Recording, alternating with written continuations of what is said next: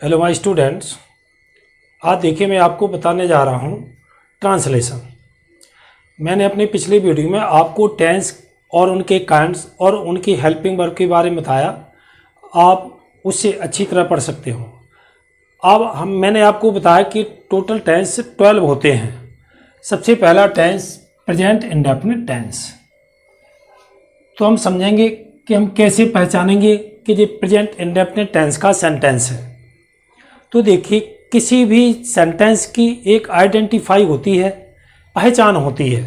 जैसे कि व्यक्ति की पहचान होती, हम किसी व्यक्ति को पहली बार जब देखते हैं तो पहली बार उसको पहचान लिया कि इस शक्ल का व्यक्ति और ये नाम है इसका।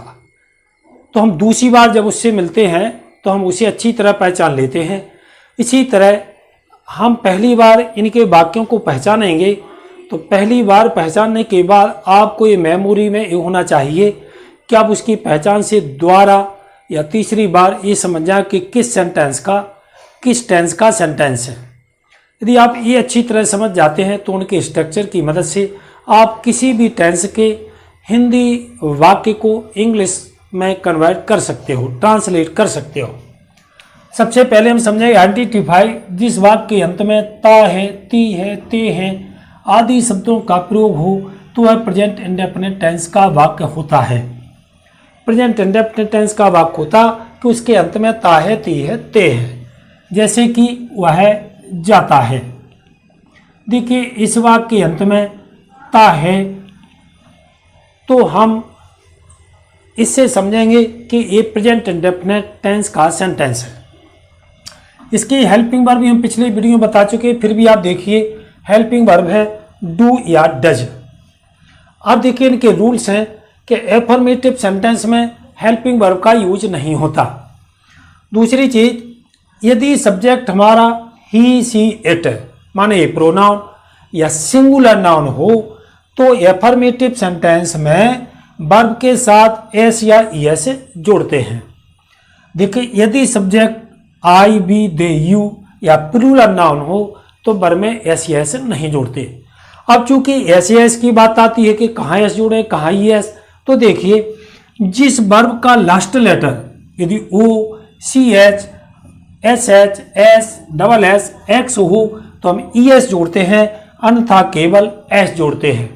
जैसे एक वर्ब से समझिए, किसी भी वर्ब से, जैसे वाच। वाच मीन्स देखना। वाच के लास्ट लेटर सी एच है, इसलिए हम इसमें ई एस जोड़ेंगे। जैसे लिखा है आपका एस एच है, जैसे वास। वास मीन्स धोना, इसका लास्ट लेटर एस एच है तो हम इसमें ई एस जोड़ेंगे। अब सपोज आपका आता है जैसे रीड। रीड का लास्ट लेटर डी है, इसलिए इसमें केवल एस ऐड करेंगे, एस जोड़ेंगे, रीड्स। तो ये तो होगा एस जोड़ने का नियम। अब हम इनके स्ट्रक्चर देखेंगे जिनकी मदद से हम किसी भी सेंटेंस को इंग्लिश में ट्रांसलेट कर सकते हैं। तो देखिए, सबसे पहले आपने पढ़ा हो, यदि ना पढ़ा हो तो आप ये समझिए कि सेंटेंस कितने टाइप्स के होते हैं। इन टेंसों में इतने टाइप के सेंटेंस होते, जैसे सबसे पहले एफर्मेटिव सेंटेंस। एफर्मेटिव सेंटेंस उसी को कहते हैं हम पॉजिटिव सेंटेंस। पॉजिटिव सेंटेंसेस जिसे कहते हैं हम सकारात्मक वाक्य। इसका तात्पर्य है कि ना तो इसमें नहीं का प्रयोग होता, ना किसी क्वेश्चन वर्ड का प्रयोग होता है, इसलिए उसे कहते हैं एफर्मेटिव या पॉजिटिव सेंटेंस। तो देखिए, एफर्मेटिव पॉजिटिव सेंटेंस का स्ट्रक्चर क्या है जिसकी हेल्प से हम सेंटेंस को इंग्लिश में ट्रांसलेट कर सकते हैं। सबसे पहले सब्जेक्ट, फिर बी वर्ब। यदि आपका मैं पहले बता चुका सिंगुलर सब्जेक्ट हो या ही, सी, इट हो तो वर्ब के साथ एस और ई एस जोड़ते हैं। अगर प्लूरल सब्जेक्ट है तो एस नहीं जोड़ते। इसके बाद ऑब्जेक्ट और फिर आता कंप्लीमेंट, उसी को हम अदर वर्ड का नेम दे सकते हैं। देखिए, ये तो है एफर्मेटिव सेंटेंस बनाने का स्ट्रक्चर। जैसे हम किसी भी सेंटेंस को लेंगे, एग्जाम्पल कि रवि पुस्तक पढ़ता है। देखिए इसमें सब्जेक्ट क्या है, सबसे पहले सब्जेक्ट रवि, तो रवि। फिर आती है B1, वर्ब है, हर सेंटेंस के बाद में लिखी होती है पढ़ना, पढ़ना होता रीड। अब चूंकि रवि सिंगुलर नाउन है इसलिए वर्ब में एस जोड़ेंगे। अब रीड का लास्ट लेटर डी है तो इसमें ओनली एस ऐड करेंगे। फिर आपका शेष बचता है ऑब्जेक्ट बुक, तो रवि रीड्स बुक। जैसे दूसरा एग्जाम्पल देखिए, मैं स्कूल जाता हूं, मैं स्कूल जाता हूं। देखिए पहले सब्जेक्ट क्या है आई, वर्ब क्या है B1 जाना, तो जाना होता गो। चूंकि आई के साथ वर्ब में एस नहीं जोड़ते इसलिए गो का गो ही यूज होगा। गो के बाद किसी प्लेस का नेम दिया हो तो वहां तक गंतव्य स्थान माना जाता, उसके लिए हम प्रीपोजिशन टू का यूज करते हैं। Go to school, go to Mumbai, कहीं भी डेस्टिनेशन जहां तक हमें जाना होता है तो गो वर्ब के बाद सदैव यदि कोई प्लेस नेम दिया है तो उसके बाद प्रीपोजिशन टू का यूज करते हैं। अब देखेंगे हम नेगेटिव सेंटेंस। नेगेटिव सेंटेंस कैसे पहचानेंगे कि नेगेटिव सेंटेंस है नकारात्मक वाक्य। यदि किसी वाक्य में नहीं शब्द का प्रयोग हो तो हम उसे नेगेटिव सेंटेंस कहते हैं। नेगेटिव सेंटेंस का स्ट्रक्चर देखिए, स्ट्रक्चर क्या होगा इसका, सबसे पहले सब्जेक्ट। अब चूंकि अफर्मेटिव में डू डज का यूज नहीं होता लेकिन नेगेटिव में डू डज हेल्पिंग वर्ब का यूज करते हैं, तो सब्जेक्ट के बाद यूज होती है हेल्पिंग वर्ब। फिर हेल्पिंग वर्ब के बाद नहीं का अर्थ नॉट के रूप में यूज होता है नॉट। फिर आती है B1, फिर ऑब्जेक्ट और फिर अदर वर्ड। जैसे कि एग्जाम्पल में देखिए, वह खाना नहीं खाता है, खाना नहीं खाता। ही के बाद हेल्पिंग वर्ब होगी ही के साथ डज यूज, क्योंकि सिंगुलर सब्जेक्ट और ही सी इट के साथ डज का यूज होता और आई बी दे यू या प्लूरल नाउन के साथ डू का यूज होता है, इसलिए ही डज, इसके बाद नॉट, वर्ब आएगी ईट खाना और ईट ऑब्जेक्ट है फूड। अब देखिए जैसे वे क्रिकेट खेलते हैं, वे क्रिकेट खेलते हैं। देखिए सब्जेक्ट होगा दे, अब चूंकि दे के साथ डू का प्रयोग होता है, क्रिकेट नहीं खेलते हैं, नेगेटिव है तो डू के बाद नॉट के बाद वर्ब आएगी प्ले और फिर क्रिकेट। चूंकि क्रिकेट कोई भी गेम्स हो इसके पहले कोई आर्टिकल यूज नहीं होता कि हम the cricket, the hockey, the tennis ये नहीं लिख सकते, ए एन द का यूज नहीं होता, तो क्रिकेट। अब हम देखेंगे इसके बाद इंटरोगेटिव सेंटेंस। देखिए इंटरोगेटिव सेंटेंस किसे कहते हैं, जिस वाक्य में सबसे पहले क्या शब्द का प्रयोग हो। इंटरोगेटिव सेंटेंस, इंटरोगेटिव सेंटेंस जिसे कहते हैं प्रश्नवाचक वाक्य। लेकिन इंटरोगेटिव किसे कहते, जो वाक्य क्या शब्द से शुरू हो, या था ऐसा भी कह सकते कि जिसका आंसर ओनली नो और यस में होता है। जैसे क्या तुम जाते हो, यस या नो, वो इंटरोगेटिव सेंटेंस कहलाता है जिसका आंसर ओनली नो यस में होता है। इसका स्ट्रक्चर क्या होगा, सबसे पहले डू डज का यूज होता है हेल्पिंग वर्ब, फिर आता है सब्जेक्ट, फिर आती है V1, फिर आता है ऑब्जेक्ट, फिर other word question mark. Example से देखिए, जैसे क्या तुम फल खाते हो, क्या तुम फल खाते हो। सबसे पहले क्या की इंग्लिश व्हाट यूज नहीं होती, सबसे पहले इंटरोगेटिव में डू डज का यूज होता, चूंकि सब्जेक्ट है तुम यू, तो यू के साथ डू का यूज होता है डू यू। फिर आएगी वर्ब ईट और फिर आएगा फल ऑब्जेक्ट फ्रूट्स क्वेश्चन मार्क। जैसे क्या बच्चे शोर मचाते हैं, क्या बच्चे शोर मचाते हैं। देखिए बच्चे प्लूरल है, इसके साथ भी डू यूज होगा, डू द चिल्ड्रन। बच्चे कॉमन नाउन है, इसके पहले हम द का यूज कर सकते हैं। वर्ब है मेक अ नॉइज, शोर बनाना, शोर मचाना, ये तो हुआ इंटरोगेटिव। अब इसके बाद आता डबल इंटरोगेटिव। देखिए डबल इंटरोगेटिव में 3 टाइप के सेंटेंस हैं, क्योंकि 3 स्ट्रक्चर अलग अलग बनते हैं। डबल इंटरोगेटिव सेंटेंस, देखिए इसका स्ट्रक्चर क्या है, उसमें डू डज से स्टार्ट होता है।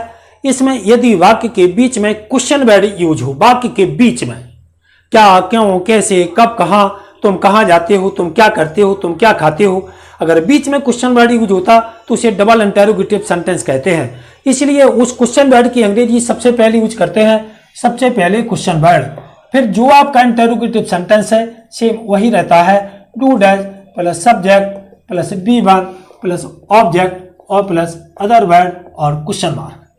देखिए एग्जाम्पल में, जैसे तुम कहाँ रहते हो, क्योंकि इसमें क्वेश्चन वर्ड कहाँ है वाक्य के बीच में यूज हुआ है, इसलिए हम सबसे पहले क्वेश्चन वर्ड की अंग्रेजी लिखेंगे वेयर। अब आएगी हेल्पिंग वर्ब। हेल्पिंग वर्ब ई के अकॉर्डिंग डू यूज होगा, फिर आएगा सब्जेक्ट, सब्जेक्ट है यू, फिर आएगी वर्ब, वर्ब है लिव। चूंकि इसमें कंप्लीमेंट अदर वर्ड है नहीं, इसलिए यहीं तक सेंटेंस समाप्त हो जाता। तो ये है डबल इंटरोगेटिव सेंटेंस। अब आप देखेंगे कि डबल इंटरोगेटिव के बाद अब डबल इंटरोगेटिव सेंटेंस में और समझिए कि डबल इंटरोगेटिव सेंटेंस में कौन से क्वेश्चन वर्ड यूज होंगे, क्या, कहां,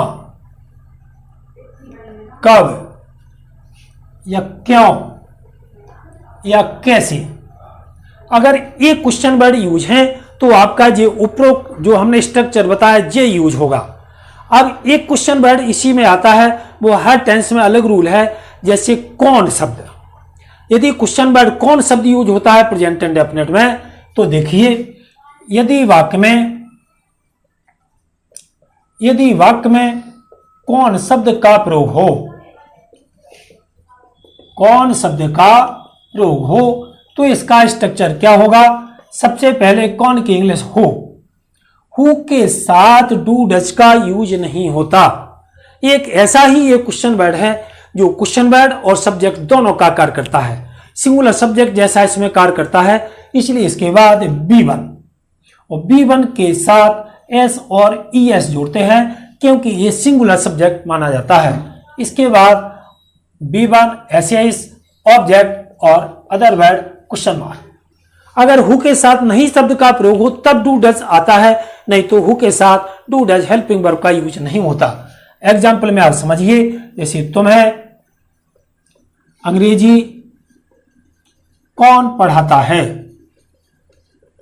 देखिए क्वेश्चन वर्ड है कौन, सबसे पहले हु के बाद B1 मीन्स पढ़ाना टीच। चूंकि हु एक सिंगुलर सब्जेक्ट का कार्य करता है इसलिए इसके साथ ES जोड़ेंगे क्योंकि वर्ब का लास्ट लेटर CH है। अब आता है अंग्रेजी और तुम्हें, इन दोनों में हम सबसे पहले क्या लिखेंगे। देखिए इनमें दोनों ऑब्जेक्ट है, तुम्हें और अंग्रेजी। वाक्य के लिखने का नियम है कि वर्ब के बाद तुरंत इनडायरेक्ट ऑब्जेक्ट को लिखा जाता है। Indirect object mean living beings, और इसके बाद डायरेक्ट ऑब्जेक्ट लिखा जाता है। इनडायरेक्ट ऑब्जेक्ट है यू तो यू, इसके बाद direct object English question mark. हम इसको ऐसा भी लिख सकते हैं कि यदि हम डायरेक्ट ऑब्जेक्ट को लिखना चाहें तो लिख सकते हैं, पहले इंग्लिश को लिख सकते हैं, लेकिन इनडायरेक्ट को बाद में लिखेंगे तो इसके पहले टू प्रीपोजिशन यूज करना होता है, नहीं तो सेंटेंस गलत माना जाता है। तो दो ऑब्जेक्ट डायरेक्ट और इनडायरेक्ट लिखने का रूल है ये, वर्ब के तुरंत बाद डायरेक्ट इनडायरेक्ट ऑब्जेक्ट, इसके बाद डायरेक्ट ऑब्जेक्ट। ये तो हुआ कौन के साथ रूल। अब आपके कुछ 4 क्वेश्चन वर्ड और हैं। देखिए कौन कौन से क्वेश्चन वर्ड, जैसे किसे, यदि क्वेश्चन वर्ड किसका, किसकी, किसके, कौन सा, कौन सी, कौन से, कितना, कितनी, कितने, यदि ये क्वेश्चन वर्ड यूज होते हैं तो इनका स्ट्रक्चर अलग है। ये सबसे पहले क्वेश्चन वर्ड के तुरंत बाद नाउन यूज होता है जो ऑब्जेक्ट के फॉर्म में होता है। इसके बाद होती helping verb do does use, इसके बाद आता सब्जेक्ट, इसके बाद आता V1 और फिर ऑब्जेक्ट तो यहाँ यूज हो जाता, इसके बाद अदर वर्ड और क्वेश्चन मार्क। एग्जाम्पल में जैसे तुम कितना दूध पीते हो, तुम कितना दूध पीते हो। देखिए कितना ये मीजर है, अनकाउंटेबल है। अनकाउंटेबल के लिए हाउ मच का यूज करते हैं, हाउ मच। इसके बाद दूध जो ऑब्जेक्ट है ये इसके तुरंत बाद यूज होता है नाउन के रूप में, ऑब्जेक्ट के रूप में। इसके बाद आती है हेल्पिंग वर्ब, चूंकि सब्जेक्ट है तुम, इसके साथ आएगा डू, फिर आएगा सब्जेक्ट यू, फिर वर्ब की first form drawing question mark. तो देखिए कितना डिफरेंस है कि उन क्वेश्चन वर्ड के बाद वो सब्जेक्ट के बाद वर्ब के बाद ऑब्जेक्ट यूज होता है। इन 4 क्वेश्चन वर्ड के साथ हाउ मेनी, हाउ मच, विच और हुज, ये 4 क्वेश्चन वर्ड हैं जिनके तुरंत बाद ऑब्जेक्ट यूज होता है, इसके बाद हेल्पिंग वर्ब यूज होती है। दूसरा एग्जांपल देखिए, वह कितनी चाय पीता है। कितनी चाय पीता है, कितनी, चाय भी मीजर है, अनकाउंटेबल है, इसके लिए हाउ मच यूज होगा, how much T. How much T, आप देखिए हुआ है, सब्जेक्ट सिंगुलर है, इसके साथ डज यूज होगा, डज पर ही। अब चूंकि इसको टेक भी लिख सकते हैं, क्यों, किसी पेय पदार्थ को यदि गट गट करके एक बार में ही पूरा ना पिया जा सके तो उसके लिए ड्रिंक ज्यादा सूटेबल यूज नहीं माना जाता, इसलिए उसके लिए टेक का यूज करते हैं। Take coffee, take tea. चूंकि मिल्क के लिए हम ड्रिंक लिख सकते हैं, चूंकि चाय एक बार में पूरी नहीं पी जा सकती, इसके लिए हम इसके लिए वर्ब टेक यूज करते हैं। और अदर वर्ड जैसे किसका, किसकी, किसके, कौन सा, कौन सी, कौन से, जैसे तुम किस कक्षा में पढ़ते हो, तुम किस कक्षा में पढ़ते हो। देखिए किस मीन्स होता भेज, इसके बाद नाउन है कक्षा, क्लास। अब चूंकि इसमें जो प्रपोजिशन लिखा रहता है तो इन भिज के साथ या हुज के साथ प्रपोजिशन सबसे पहले यूज होता है, इन भिज क्लास। अब आता सब्जेक्ट यू, यू के साथ हेल्पिंग वर्ब डू और यू। और पढ़ने के लिए स्टडी यूज कर सकते हैं, स्टडी मीन्स अध्ययन करना, पढ़ना तो ओनली रीडिंग कहलाता है, तो किस कक्षा में अध्ययन करते हो तो स्टडी ज्यादा सूटेबल होता है, रीड हम यूज कर सकते हैं। तो ये मैंने आपको बताया प्रेजेंट इंडेफिनिट टेंस। अब इसमें चूंकि डबल इंटेरोगेटिव और नेगेटिव सेंटेंस होता है कि इंटेरोगेटिव नेगेटिव या डबल इंटेरोगेटिव नेगेटिव, तो हर टेंस में इंटेरोगेटिव नेगेटिव होता, तो इसमें एक ही रूल है कि आप इंटेरोगेटिव के सब्जेक्ट के बाद और नॉट का यूज कर दीजिए तो आपका इंटेरोगेटिव नेगेटिव सेंटेंस बन जाता है। जैसे इंटेरोगेटिव नेगेटिव, क्या तुम स्कूल नहीं जाते हो, क्या तुम स्कूल नहीं जाते हो। देखिए इंटेरोगेटिव और नॉट का भी यूज है। सबसे पहले हेल्पिंग वर्ब डू, फिर सब्जेक्ट, इसके सब्जेक्ट के तुरंत बाद नॉट का यूज होता है, फिर आएगी वर्ब गो टू स्कूल। अब देखिए क्या हम डू नॉट को सबसे पहले यूज नहीं कर सकते, कर सकते हैं। हम सबसे पहले डू नॉट को यूज कर सकते, लेकिन इसको शॉर्ट फॉर्म में यूज कर सकते। यदि डू नॉट, डज नॉट को अलग अलग यूज करोगे तो ये रॉन्ग है, नियम के विरुद्ध है, इसलिए डोंट यू हम इसको इस प्रकार भी लिख सकते हैं। इसलिए जो मैंने आपको जो प्रेजेंट इंडेफिनिट के स्ट्रक्चर बताए हर टेंस के लिए सेम एज है, ओनली वर्ब फॉर्म और हेल्पिंग वर्ब चेंजिंग होती है। बकाया आप पढ़ते रहिए, हमारे चैनल पर बने रहिए। यदि पहली बार आए हों तो हमारे चैनल को सब्सक्राइब जरूर कीजिए और यदि हमारा वीडियो पसंद आए तो लाइक और शेयर करना ना भूलें। थैंक्स।